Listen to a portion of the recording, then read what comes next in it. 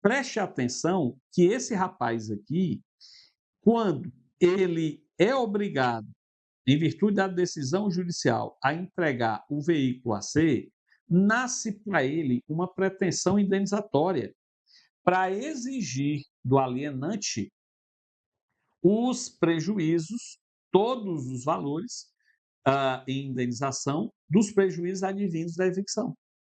Ora, meu povo, como é, a gente já sabe disso, como é que ele pode exercer essa sua pretensão indenizatória? De duas maneiras.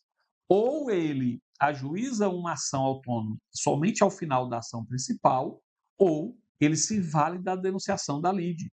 De novo, nós estaremos naquela situação descrita por nós. Né? É um alienante imediato e houve a evicção. Então, vem aqui comigo, porque o nosso amigo aqui, ó, réu, o réu do processo é o evictor.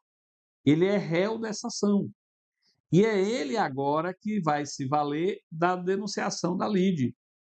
Então, ele, réu, vai poder denunciar a lide o seu alienante imediato, a pessoa que lhe vendeu o bem. E aí, observe como é diferente da primeira situação. Aqui, nós teremos duas demandas. Eu até vou colocar de um azul mais claro. Duas demandas. Uma demanda principal, está aqui, é a ação ajuizada por C em face do B, tanto que ele é réu. E a outra demanda está aqui, ó, para você enxergar, é a denunciação da lide entre B e A. B, o réu, agora passa a ser o quê? Denunciante da denunciação. Ele é o denunciante da denunciação da lide. E o alienante imediato vem a ser o quê? Denunciado. Denunciado. Aqui dá para ver bem a diferença. Ah, professor, mas nesse caso, nessa ação ajuizada pelo C, aqui, ó, vou chocar menor para você enxergar. Essa ação ajuizada pelo C, em face do B, não dava para trazer o A aqui também não, para o polo passivo da ação, tornando-se um litisconsorte? Não, pessoal. Não, sabe o motivo? Quem diz com quem quer litigar é o autor, não é o réu. Então, perceba a diferença. Eu vou voltar para a luz grande, vou voltar para o esquema anterior, o primeiro exemplo, e aí você vai perceber o seguinte: nesse primeiro exemplo, note, o autor da ação de missão na posse é o A. Ele que voluntariamente decidiu denunciar a lide o B. Como ele é o autor, na hora que ele denuncia a lide o B, ele traz para o polo ativo dessa ação principal o alienante imediato. Por quê? Porque ele é o autor. Então, ele decide com quem vai litigar. Beleza? Agora, no réu, não. Olha para cá de novo. Vamos passar para o segundo exemplo. Note, o autor da ação principal é o C. Ele que ajuizou a ação em face do B. Agora, quero que você perceba que o A, o alienante, não tem nenhuma relação jurídica aqui com o C. Portanto, quem tem essa relação jurídica é o réu. E o réu não pode trazer para o polo passivo o alienante sem que o nosso amigo evictor, que é o autor da ação, o C, não queira, se não autorizar. Veja, presta atenção aqui, que é fácil você entender. Quem vai litigar em uma demanda em face de outra é o autor. Ele decide com quem vai litigar. E no exemplo aqui, o C só ajuizou a ação em face do A, ou melhor dizendo, do B, né? Do B aqui. Ele não quer saber do A. É isso que eu queria dizer. Não quer saber do A. Ele ajuizou a ação em face do B. Quem denunciou a lide, o A, foi o réu, o B. Então, note que aqui existirão duas demandas diferentes. A primeira ajuizada pelo C em face do B e a segunda ajuizada pelo B em face do A. Esta segunda demanda aqui, aí sim, é uma demanda antecipada, incidental, é uma ação regressiva e eventual, tudo em conformidade com o que nós já aprendemos. Beleza? Então, eu já lhes disse os dois exemplos possíveis. Quando é pelo autor, e quando é pelo réu. Beleza? Volte o vídeo, entenda bem quando você estiver estudando em casa, que você não se arrependerá na hora da prova. E aí vem uma pergunta. Ora, pode haver, professor, em uma cadeia dominial de transferência de bens, uma denunciação sucessiva? Mas antes dessa denunciação, dessa história da denunciação sucessiva, eu quero levar você aqui de novo para nossa lousa maior e quero fazer com você algo semelhante ao que eu fiz lá na questão anterior, no exemplo anterior, quando a denunciação da lide ela era utilizada pelo autor. Veja, como vimos aqui, o denunciante, note, é o B, ó, é o réu dessa ação. Ora, se é o réu que está se valendo da denunciação, ele vai fazer o uso dela na contestação. Então, a peça processual adequada para o réu utilizar a denunciação é a contestação. Não esqueçam, o autor denuncia a lide na petição inicial. O réu o faz na contestação. Beleza? Só que tem um ônus aqui importante. Vem aqui comigo, porque eu tenho que deixar nesse esquema registrado isso.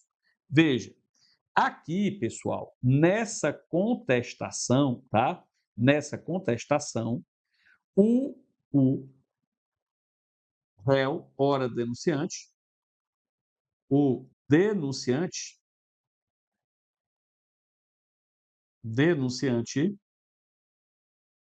deverá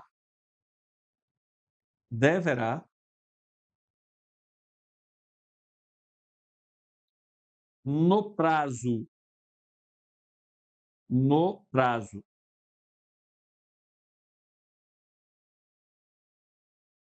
de 30 dias, 30 dias, tá? Ele deve fornecer, deve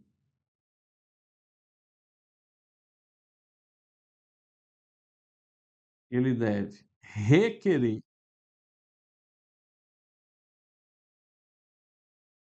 a citação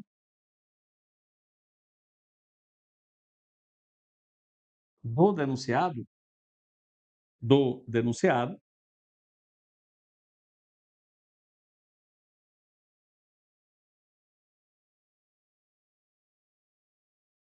fornecendo os meios, né, para que lhe seja, obviamente, citado, sob pena de ficar sem efeito, de ficar sem efeito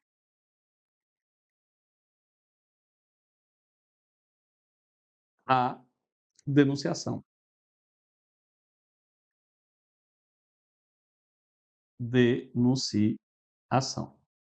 Beleza, vamos explicar isso aqui em detalhes. Veja, como a gente viu, o réu ele pode utilizar a denunciação na sua contestação. Só que a lei outorga a este réu, agora denunciante, né, um ônus processual. Qual é esse ônus? Ele vai ter que requerer a citação do denunciado nessa contestação e fornecer os meios para que ele seja citado dentro do prazo de 30 dias. Quais são esses meios? Ele vai ter que dar o nome do denunciado, o respectivo endereço onde ele possa ser localizado, né? E também pagar as custas com as despesas da citação. Quando ele faz isso, dentro do prazo de 30 dias, o juiz, obviamente, determina a citação do denunciado. Se ele não faz isso dentro do prazo de 30 dias, a denunciação fica sem efeito. Fechou? Ótimo. Agora sim, vamos lá para aquela nossa pergunta. Pode haver uma denunciação sucessiva em uma cadeia dominial de transferência de bens? Pessoal, atenção, porque o CPC de 2015 inova também nesse aspecto e diz: pode haver mais uma única denunciação sucessiva. Vamos entender isso aqui. Vem comigo, porque esse ponto é muito importante para gente. Então, eu vou falar aqui com vocês, ó, atenção, atenção, para a situação da denunciação, denunciação sucessiva, denunciação sucessiva. Veja, em relação à denunciação sucessiva, nós só podemos ter essa possibilidade em uma cadeia, não esqueça, cadeia dominial, dominial de transferência de bens, de transferência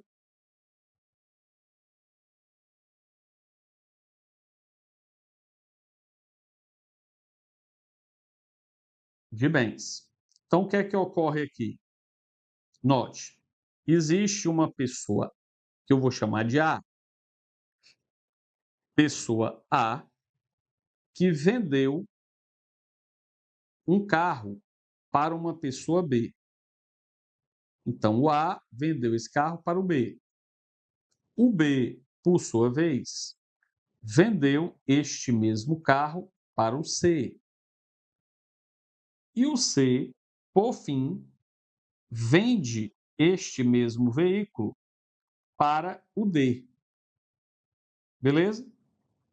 Quando este D finalmente está na posse desse bem, felizão na vida, já andando com o veículo para cima e para baixo, porque o adquiriu de boa fé, uma pessoa que ele nunca viu na vida, tá aqui, ó, o X, entra com uma ação em face desse D para dizer que este carro que foi transferido de uma pessoa a outra, em verdade é dele. E que ele foi roubado. E esta pessoa aqui, ó, o A, essa primeira pessoa da cadeia dominial, o roubou e falsificou o documento do veículo, possibilitando a venda para o B vendeu para o C e o C vendeu para o D. Essa transferência do veículo de uma pessoa a outra é o que se denomina de cadeia dominial de transferência de bens. E é dentro dessa cadeia dominial, pessoal, que nós temos que analisar se há possibilidade da chamada sucessão, da denunciação sucessiva. Beleza? Vamos aqui comigo. Eu vou colocar, deixa eu ver se eu fico menor aqui. Deixa eu sair aqui só para você enxergar a primeira parte. Então, preste atenção aqui no seguinte. Suponha que o X ajuizou a ação em face do D. Então, o D é réu. Nós já vimos que o réu dessa ação pode se utilizar da denunciação da lide em sua contestação. Supõe, então, que o D denuncia a lide o C. Existe aqui a chamada denunciação da lide normal. É a primeira. Denunciação da lide. É a primeira. Onde o D é o denunciante, réu dessa ação principal, e o nosso amigo C é o denunciado. Denunciado. Note, o D denunciou a lide o seu alienante imediato, ou seja, a pessoa que lhe vendeu o carro, que é o C. Pergunta-se, o C pode denunciar ali também o seu alienante imediato? Porque, note, ele possui um alienante imediato aí, o B. E a resposta é sim. Note, o C poderá, ficou horrível isso aqui, deixa eu apagar, tá? Para refazer essa nossa linhazinha aqui. Veja, Pode haver, então, denunciação da lide do C para o B? Claro que pode. Só que esta denunciação da lide ficou ruim do mesmo jeito, né? Essa denunciação da lide, pelo amor de Deus, é a denunciação da lide sucessiva, meus caros. Vamos ver se agora fica melhor. Agora sim, melhorou, né? Essa aqui, ó, é a denunciação sucessiva. A primeira é a denunciação normal e a segunda é a denunciação sucessiva. E aí eu quero que você note o seguinte, que o C é o denunciado da primeira, mas será o denunciante sucessivo da segunda. Denunciante sucessivo é o C. O B, perceba, ele será o denunciado sucessivo. Denunciado sucessivo. Porém, você está vendo aí que esse denunciado sucessivo, que é o B, também comprou o carro de outra pessoa. Ele também tem um alienante imediato. E aí vem a pergunta: será que ele pode denunciar a lide, o alienante imediato, o A? E a resposta é não. Porque, como eu disse inicialmente para você, só existe a possibilidade de uma única denunciação sucessiva. E ela já ocorreu. Vejamos. A primeira é a denunciação normal, a segunda, a denunciação da lide. A segunda denunciação sucessiva já não é possível. Para o B, ele se valer da sua pretensão indenizatória, do seu direito de regresso, ele tem que ajuizar ação autônoma em face do A. Então, não esqueça disso. Não há possibilidade de uma segunda denunciação sucessiva. Existe a primeira, normal, no exemplo aqui, de D para C. A segunda, a denunciação sucessiva é possível, porque é possível uma única. E a segunda denunciação sucessiva já não é possível. O último aí, o denunciado sucessivo, o B, terá que se valer de uma ação autônoma para exigir seu direito de regresso do A, do alienante. Aí você olha para tudo isso aqui e você diz, mas para que esse trabalho todo? Uma denunciação da lide de D para C, de C para B, e o B tendo que ajuizar a ação autônoma, se o D poderia logo demandar, denunciar a lide, o A. Será que não poderia haver, e aí eu vou trocar de cor, para você não ter aqui uma grande confusão, será que eu não poderia denunciar a lide daqui para cá? Ou seja, não poderia haver denunciação da lide do D para o A, saltando o meu alienante imediato? Essa aqui, pessoal, essa denunciação que saltava o alienante imediato, existia na sistemática do Código Revogado. Era a chamada denunciação per saltum.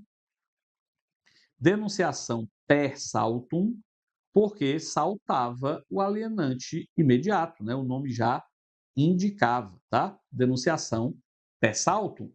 Porém, o nosso código atual, aboliu a possibilidade da denunciação per saltum. Hoje não é mais admitida a chamada denunciação per saltum. Quando o código, lá no artigo 125, diz textualmente que a denunciação da lide é admissível em face do alienante imediato, ela veda a denunciação per saltum, tá? Então, cuidado com isso aqui, nós matamos dois coelhos com uma cajadada só. Ótimo, vem aqui comigo, porque agora, depois de analisarmos a questão da denunciação sucessiva, né? Nós temos agora, pessoal, nós temos agora um último ponto importante aqui para a gente analisar, tá? Analisar porque ele vem a cair em provas mais difíceis. Então, deixa eu logo explicar aqui o que é. Bom, a gente já viu que a denunciação da lide, ela pode ser utilizada pelo autor e pelo réu. Ora, se ela for utilizada pelo autor, nós já vimos que esse denunciado será um litisconsorte do autor na ação principal. Então, o código diz expressamente, como ele é um litisconsorte, ele vai poder ingressar trazendo argumentos novos à petição inicial. Ele vai ter o direito, então, de emendar a petição inicial. O problema todo diz respeito à denunciação quando é utilizada pelo réu, tá? Vem aqui comigo para a gente colocar isso aqui. Deixa eu mudar a cor de novo da nossa caneta. Atenção. Atenção para a sistemática quando feita a denunciação pelo réu. Vamos colocar assim, ó. Feita a denunciação, feita a denunciação pelo réu. Nós temos algumas possibilidades aqui. A primeira possibilidade é se o denunciado contestar. Se o denunciado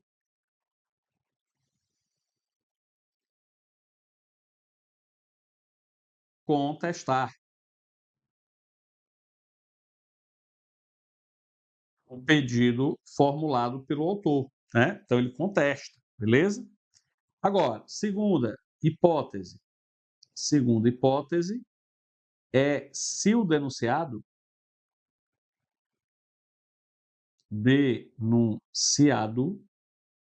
for revel, ou seja, ele não contesta o pedido do autor, o denunciado permanece inerte, ele é revel, tá?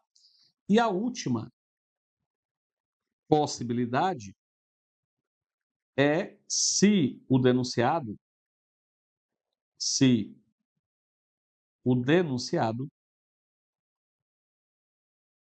confessar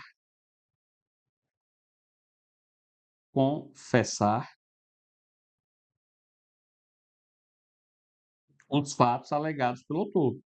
Os fatos alegados pelo autor. Então, existem essas três situações que derivam, obviamente, de condutas do denunciado. Então, vamos para as consequências jurídicas. Em primeiro lugar, feita a denunciação pelo réu, se o denunciado contestar, note o processo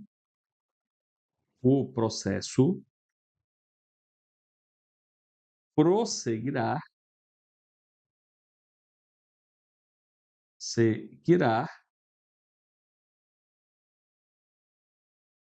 em litisconsórcio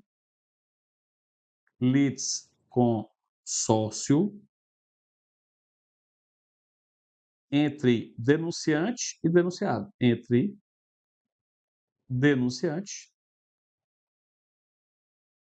e denunciado. O denunciado aqui vira parte, porque ele vai pleitear algo na sua contestação. Então, ele atua aqui em litisconsórcio com o denunciante. Beleza? Agora, se o denunciado for revel, né?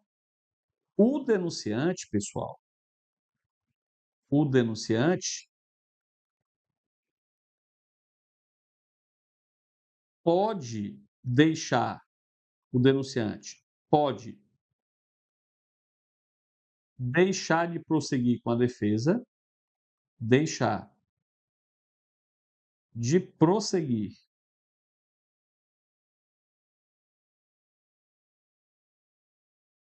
com a defesa, com a defesa,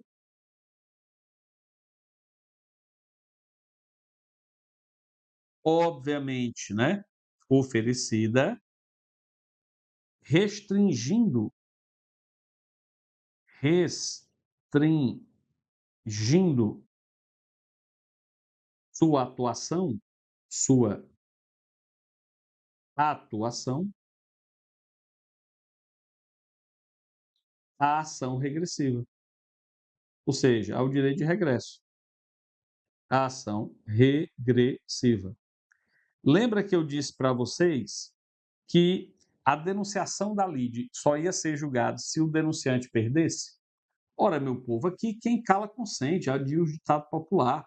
Ora, se o cara permanece revel, não disse nada, não trouxe nenhum argumento novo na contestação, é porque ele consentiu com os argumentos do autor. Então, o denunciante vai brigar lá sozinho?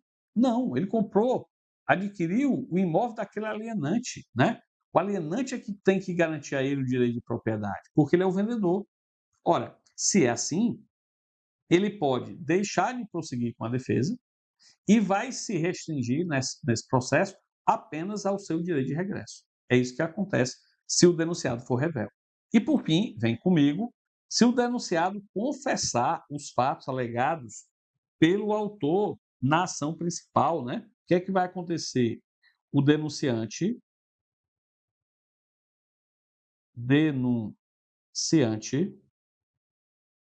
poderá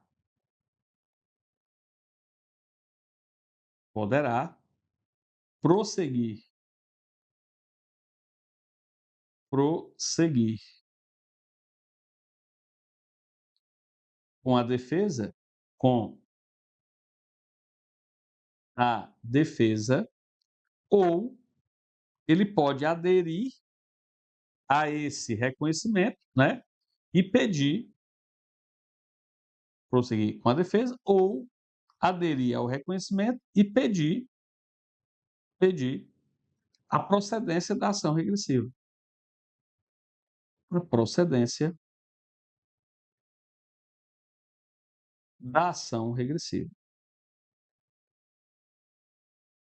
Ação regressiva, que é a atitude, obviamente, mais inteligente para ele. Beleza, essas são as três possibilidades de atuação do denunciado com as três consequências jurídicas, tema muito importante que quando cai em prova machuca muita galera. Com isso, nós terminamos a primeira espécie de intervenção de terceiros provocada, que é a denunciação da lide, né? Ato contínuo, vamos passar para a segunda espécie, que é o chamamento ao processo. Deixa eu tomar aqui uma água rapidamente, tá? Para a gente continuar para o chamamento ao processo. Lembrando aqui, pessoal, que o chamamento ao processo é um chamamento ao processo, um tema muito caro para o TJ. Você tem uma ideia, nos últimos 2 concursos aí, tanto de técnico como de analista oficial, caiu o chamamento ao processo como espécie de intervenção de terceiro. Beleza? Então vamos lá. Vamos para o próximo ponto. Deixa eu só aqui voltar para a lousa para ver qual foi o ponto aqui. 7.3, denunciação da lide. Aprendemos muita coisa. Vamos para o 7.4, chamamento ao processo. Chamamento ao processo. Ótimo. Aqui até nós temos uma regulamentação muito mais simples do que a regulamentação da denunciação da lide. Bom, em primeiro lugar, comecemos com o conceito, como sempre, né? Vamos lá. Chamamento ao processo, pessoal, é espécie de intervenção provocada que somente pode ser utilizada pelo réu e que pressupõe solidariedade entre chamante e chamado. De novo, como eu fiz com a denunciação, eu vou subdividir, dissecar esse conceito para que a gente possa analisá-lo com precisão. Vem aqui comigo, por favor, e vamos colocar aqui um conceito. Chamamento ao processo é espécie de intervenção provocada, de intervenção intervenção provocada. Portanto, não esqueça disso aqui. O chamado, ele não intervém no feito voluntariamente. Ele também é convocado para ingressar no feito pelo réu. Aqui, só pelo réu. Então, segunda parte do conceito é espécie de intervenção provocada somente utilizada utilizada pelo réu e que pressupõe